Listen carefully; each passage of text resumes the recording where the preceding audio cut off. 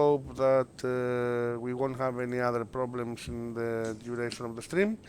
So, as we said before, and you didn't hear me, and it's my fault, we have Mr. Miguel Caron with us as a guest. He made us the big honor, and it's a great pleasure to finally meet him in person, even though it's through the Skype.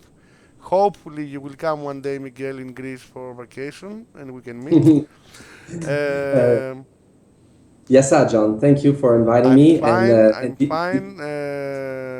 the honor is mine. The I, honor is mine. I have a lot of things that I want to ask you, so I'm a little bit stressed because I'm Take a your huge time. Warhammer 40k fan. Miguel, as I said, I'm gonna ask you first some things about yourself. Perfect. As we know, you had to do, you studied about military, about you were Correct. in the army or something. Yes.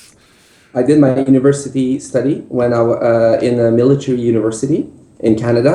It's Yes. similar to West Point in the U.S., but it's a Canadian military university called Royal Military College of Canada. And I studied in polymology, which is a military and strategic study of war. It's similar to, it's basically military and strategic study, but with history, with war mathematics, with a lot of classes that was related to politics and to war. Yes, and as I know already, you tried to use this knowledge that you have from your studies and from your previous job. Correct. You I've tried actually to bring this knowledge to the game. correct. It's basically it's not only to the game, but bring this knowledge to business in general. Uh huh. So strategy is strategy at the end of the day, and leadership, leading men to battles or leading men in a very entertaining environment. The leadership skills that you need are the same. The impact is way different, but the leadership skills are the same. And I've used that throughout my whole career as a CEO in IT, in information technology, and technology in general, as well as in video games. But on top of using it just for business purpose, or using the what I've learned in military strategy and business purpose, now I can actually help with the team in terms of design perspective, because it is a representation of the Warhammer universe, Eternal Crusade, and that universe is a universe focused on war. I mean, the motto of 40K is "There is only war." So maybe it's out of luck or out of preferences that both the 40K license and myself got to fall in love with each other. But yes, I didn't do my study planning to be a head of studio in video games and making a very war focused game, but it happened, and I'm using it. Yeah. Secondly, we also know, I didn't hear it from someone that you know, Katie, that Mhm. you are a dedicated martial artist. That's correct. I've been doing martial arts. I'm a weird person, and it's for me it's a quality, and I work best with weird person.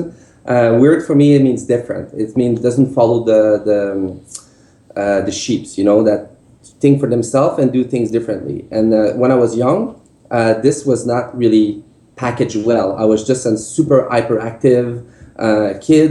I grew up in a very tough environment. My mom was very, very poor, so I had to start working very young, and I was kind of delinquent a little bit at school. But then again, I had super good grades by luck, because my mom gave me a good brain. But in terms of behavior, I was very annoying, and I was fighting in class all the time, and I was fighting in the courtyard all the time and things like that. So my mom forced me to do taekwondo classes, and up to a point where I passed my black belt when I was 12 years old. And the grandmaster of taekwondo, the one that brought taekwondo in North America in 1962, is Grandmaster Chong Li. So it's Chong Li Taekwondo. He fell in love with my mom, and they got married. So my master became my father while I was a kid. So I really pushed my career in martial arts a lot.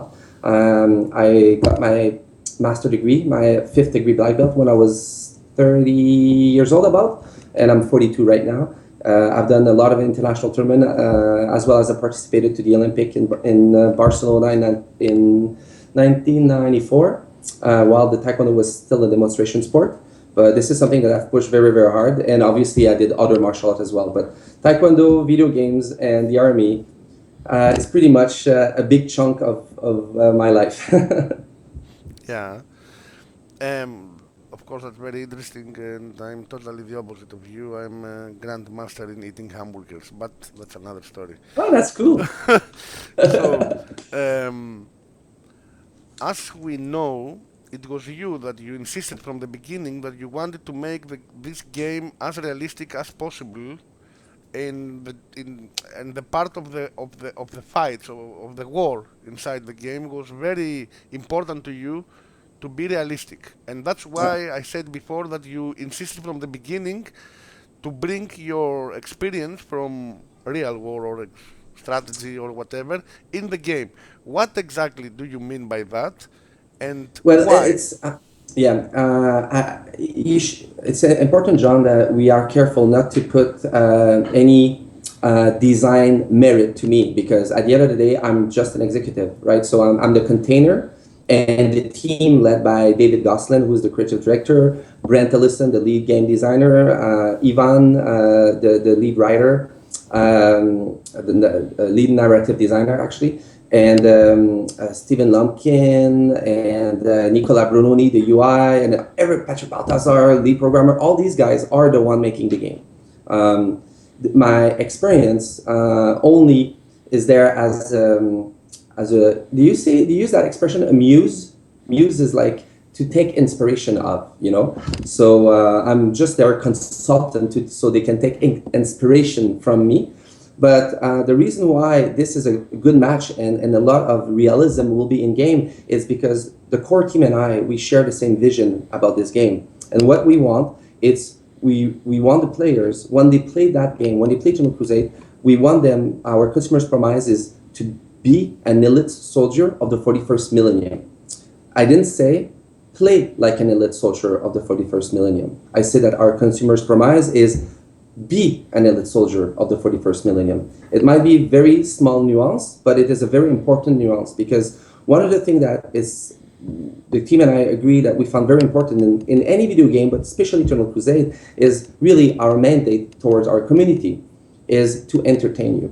And in order to entertain you with an IP as honorable as the IP of 40K, we need to be true to the lore. And the lore is actually quite realistic in the vision of 40K, obviously, you know, but realistic in terms of military activities and what do they do, you know. If you read a lot of, I almost finished reading the Heresy series, which is very, very, it has taken me or will take me another month to finish the series, a month and a half, and it means it took me over a year and a half to read the whole series. But when you read that series, you see that Graham McNeil, who was our writer, working hand in hand with Ivan, and all the other Dan Abnett and all these other writers, they are military strategists because they do depict in a very realistic way military tactics that is applied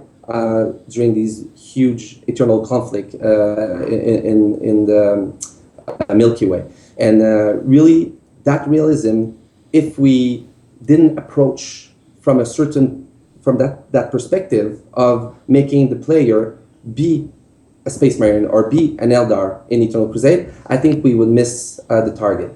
The fan have been waiting for a long, long time to be able to immerse themselves in their universe and really live what it is to act like a demigod in a universe that is focused on war, and what the impact you can do as that elite soldier in that universe.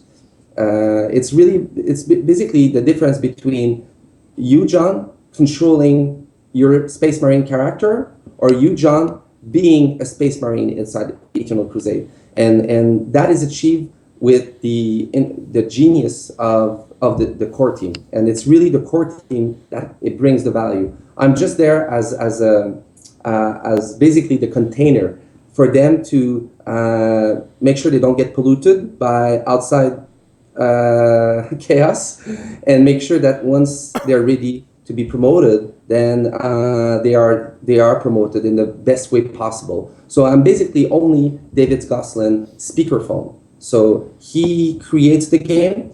I just present his vision of the game. So actually, David gave me a very good compliment. I've been working with David even before I was working at Behavior. So it's been working together for since 2010, and so a little bit more than 5 years now. And David just gave me a very good compliment. He said, Miguel, I can tell you now, and you're the first executive I tell you that, is that you could be a junior game designer if you were led or mentored by a senior one. So that was a very good compliment. So I just wanted to make sure that our fan understand that the value and the idea and everything about the game really comes from the core team. I'm just an accessory for the core team. We have a lot of questions, but I'm gonna ask them step by step because don't want you to become crazy. I have all the time for you, my friend. So, Miguel, that's your vision for the game. And from what we saw, the little things that you show us so far, we hate you for that. We want more. We saw that many of the big part of your dream and your vision it's in the game already, but there is a huge difference in this game from the other MMOs. There is no questing. No, Finally, there is no questing. Thank God. It goes back to what I was telling you about that the team and I, we are proud to be different. We're proud to be weird. And one of the things that I hate is to be a me too, to just do something, just to do something. I like to take risk and take chance. And one of the way that we do that is by making sure that we have a lot of unique selling point, unique mechanic in our game, and we approach it in a different angle or in a different way than versus what most people do in the industry. And lucky enough for me, the team and we have the same vision about that. The team and I, we don't like to just be at Me Too's. We really like to be, unique in the way we do stuff. Because at the end of the day, video games is art. And no one cares about who the production house of U2 or who the production house of Michael Jackson is. Everybody cares about the artist itself. And I'm like that in video games. I don't care about who's the publisher of a video game is. I care about which studio, which employees made that game, because that's their DNA that I want to find in the game. And the core team has the type of DNA that really makes me get hooked to a game. I should do a challenge one day and just ask the design team to show me 2-3 game design, one made by them and one made by anyone else, and I'm pretty sure that I will be able to know which design has been made by the Eternal Crusade team.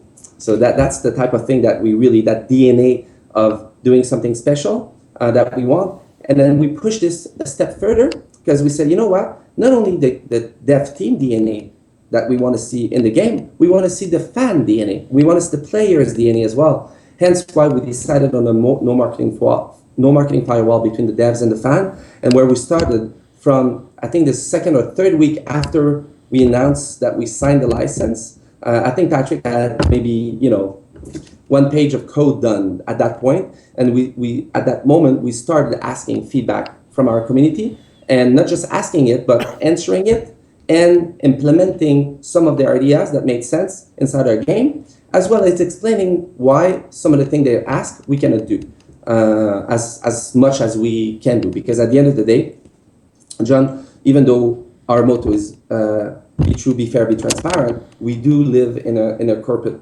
environment. It is a business, and it is a business owned by different shareholder. So there is limitation of how much transparency we can do, but I think we've pushed the envelope way further than most company in the industry so far, and we're very, very proud of that. Interesting. Except that there is not gonna be questing in this game. The game, as we already know, it's a let's say 85-90% PvP, and there is a small but great dose of PvE, which Right. also The is a little actual bit a mystery, a little bit, because as I understood from your previous interviews, and it's gonna be at the end of the game, or So basically, John, what is important for the community to understand is that we have the objective and the goal and the intention to make Eternal Crusade with the level of quality that usually you expect from AAA studios. But obviously, we are an indie studio. I mean, we are a very large one because we're 300 employees, but we are still an indie studio, and we don't have the same resources as these very large publishers. So this is something that I had to explain to the community a few times. We don't have the same velocity, the same speed in which we can do stuff. I mean, we actually work most of the time faster than these large companies, but we don't have the capacity to do a lot of parallelism. So as an example, that's why you've seen a lot more Chaos Space Marine and Space Marine than Eldars and Orcs, because we want to make the game work with these two factions, and then we can build the other one. Obviously, if we were a very large studio, we could, have a team for the Eldar, a team for the Orcs, a team for the Space Marine, but we cannot afford that. That would increase the financial risk way too high for behavior, and it could actually limit our ability to actually ship the game. So we have to do it a little bit more linear than most large studio, and we are doing it as fast as we can. But again, we are asking the community to be patient on our velocity, because this is something that we're working on, but we do have different access to resources versus these very large AAA studio with hundreds of millions of dollars to spend in marketing or in development, thing like that. We don't have that. We have to be very, very intelligent and very bright in the choice that we do. So and we do have to apologize for it. But at the end of the day, it allows your community, our community, to have more direct access to us and be more involved. Sorry, in the development of Eternal Crusade. It's basically the difference between deciding with your wife to go eat in a big fast food, or deciding to go eat in a small very fancy French restaurant, So we're the fancy French restaurant. So we'll provide you with very high quality. We'll entertain you while you're waiting for your meal, but it might take a little bit longer than a Big Mac to deliver to you. it's ready when it's ready. Yes, exactly. Um, Exactly. But meanwhile, I'll make sure that throughout that process, we are entertaining you with our Twitch, with contests, with event, with short story, and with having the founder access our game in 2015. yeah, So hopefully, and it's not okay, hopefully. This is really an objective for us to have the founders accessing the game in 2015. This is really something that we wanted to do even before that, but we've changed a little bit the features of what we wanted to do in terms of allowing the players to play the game in advance. So we at the beginning we thought to do more like an obstacle course. It was an offline client that you would just practice shooting and shooting range and obstacle course running and with vehicle and stuff like that. But the dev team and we decided that, based on the amazing community that we have, how understanding they are, how communicative they are, how mature they are as well, we've decided to give them something a little bit, not a little bit, a lot more valuable than just an obstacle course. And this is what I presented with the team the 19th of December, is the build that was the first iteration of the type of feature